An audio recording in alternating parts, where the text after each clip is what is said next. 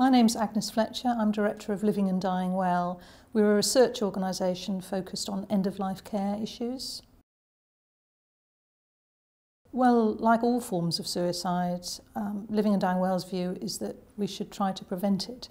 So while suicide isn't illegal, encouraging someone else to commit suicide, helping someone else to commit suicide is illegal, and that protects all of us, especially when we're very vulnerable for one reason or another. The assisted dying bill would be a departure from that rule that we don't encourage or assist anybody's suicide. Whether or not we can help them with the issues that they face, we always try and prevent suicide. And once you make a break with that very clear principle, then people will be much more vulnerable as a result. Living and Dying Well is very much concerned about promoting choices and better support for people at the end of their lives. There's excellent care out there, but there's a lot more that could be done to make it available to everyone.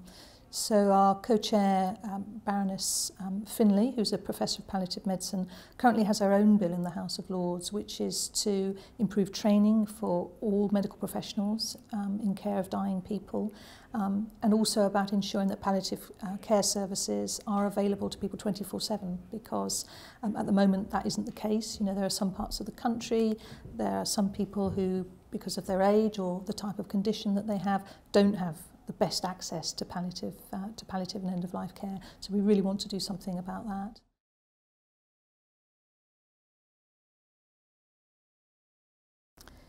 It's incredibly moving and compelling when we hear about somebody's last months, weeks and days.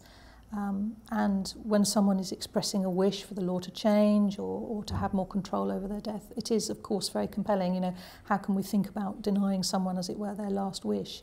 But it's really important that MPs look beyond media coverage, because it's very difficult for journalists to capture the very many good deaths that there are, where people do have support right to the very end, where their symptoms are well controlled, where they have their family around them.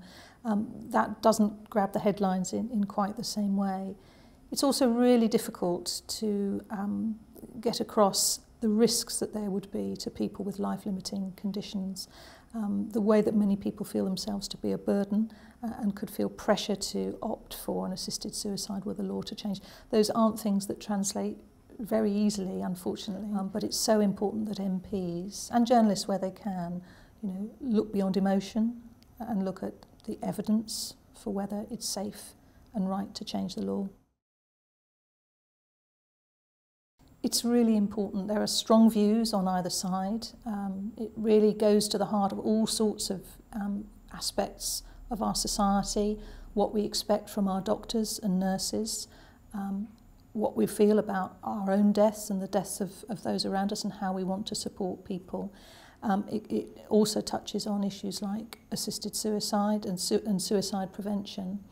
And it is really about the most vulnerable in our society and what protections are there for them. So it's something that anyone at whatever stage of life, it could touch any of us, and it could touch someone in our families. So everybody ought to be as informed as they can be and engaged as possible in the debate.